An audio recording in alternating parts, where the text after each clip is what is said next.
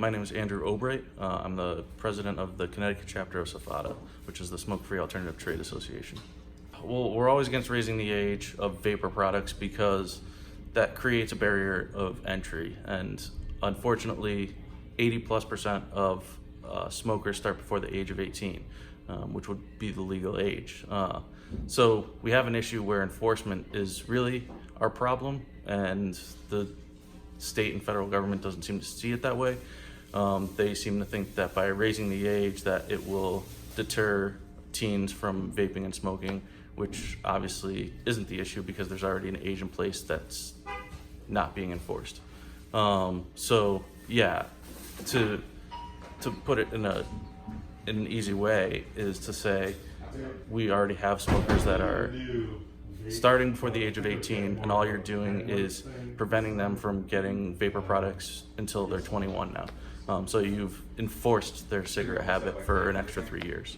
Quitting, I mean, we can't say quitting in our industry because the FDA doesn't see us as a smoking cessation device.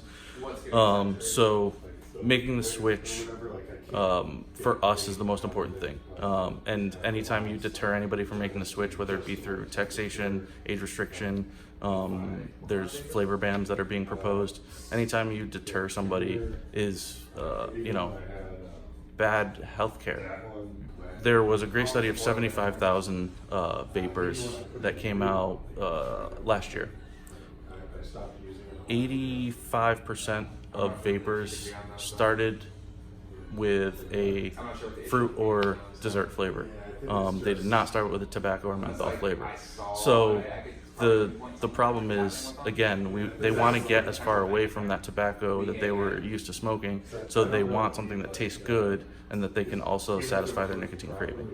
The nuance of the conversation is somebody who starts vaping, whether they're an adult or a teen, if they start vaping with, and again, there's no teens that should be vaping, but if they start with something, let's say a strawberry watermelon flavor, there just is next to no chance whatsoever that they're going to pick up a cigarette and think that that's the way that they want to get their nicotine as opposed to a strawberry watermelon.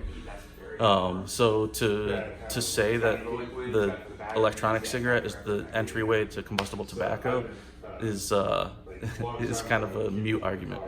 Vapor products are made for switching from combustible tobacco. They are not made for people who aren't doing anything in the first place. That being said, is there going to be a percentage of people that just use them? Yeah, that'll happen. But hopefully that percentage is very small. And in the UK, where the government does promote vaping as smoking cessation, their use rates of non-smokers are under 4%. We have proposed that got shut down pretty quickly was the age of 19. We see that there can be an issue of 18-year-olds who are still in high school, and then, going somewhere that they can legally buy a vapor product and then selling it to their friends or giving it to their friends. So 19 would be an age where it would no longer be able to be inside of a high school, and then you would hopefully take that whole portion out and appease the people that think that that vapor products are an issue in teens. We're very much the opposite of big tobacco. We keep getting lumped into big tobacco because of Altria and RJ Reynolds getting into the vapor product industry, but the issue is that every business in, especially in SFATA, is very small business. You're talking people that employ 2 to 10 employees. So you're not talking about large-scale, multi-million-dollar, multi-billion-dollar businesses. You're talking small businesses, just like every other American who's trying to get into small business. Anything that can help a smoker make the switch is a good product, right? On the flip side of things, our industry started with creating a game plan for a smoker. Our game plan was always to get enough nicotine for that smoker to stop smoking, and then wean their way down off of nicotine and maybe get off of nicotine altogether. And in fact, every liquid you see in any of our shops, you can get in 0 milligram. So you can get down to 0 nicotine, and there's a step down process.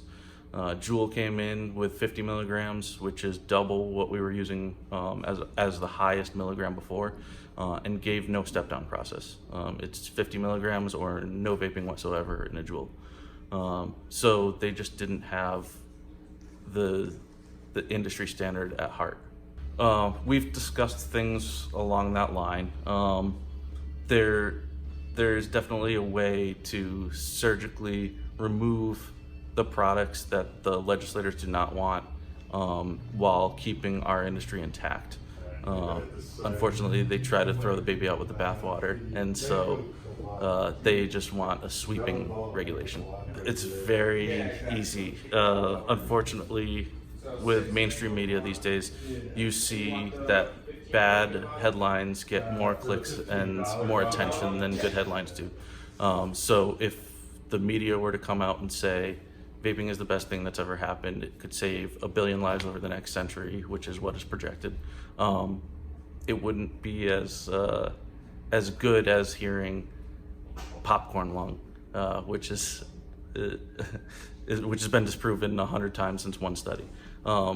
So those bad headlines just keep getting portrayed and projected, and so at this point, we just had a new survey that came out that over 50% of Americans still are in belief that vapor products are as bad or worse for you than combustible tobacco, which is one of the most insane things to even listen to or to hear. As an industry, there are definitely going to be bad players. In every industry, there are bad players. And we've had problems within the industry that we've tried to systematically take out ourselves. There were some pretty bad labels that came out a while back that were direct IP infringement of a candy company. Do we need to move away from using flavors, names like gummy bear and things of that nature? I don't think we should, but with the current climate, we probably need to. And the flip side of that is we have vodka and rum and things that are literally called Fruit Loops and gummy bears. So where is that distinction of alcohol is killing, hundreds of thousands of Americans a year, and we have a product that, if played the right way, could possibly save 1 billion lives. So where do we draw this line of what's acceptable and unacceptable, and then we have to stick to that line? My only hope is that by raising the age of tobacco, that less young people will be inclined to start smoking combustible tobacco. That would be great if it happened. Do I believe it will? I don't believe it will.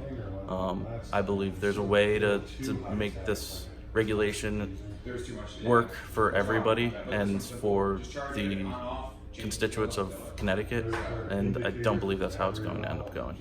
There's no reason, if you're not a smoker, there's no reason to pick up a vapor product.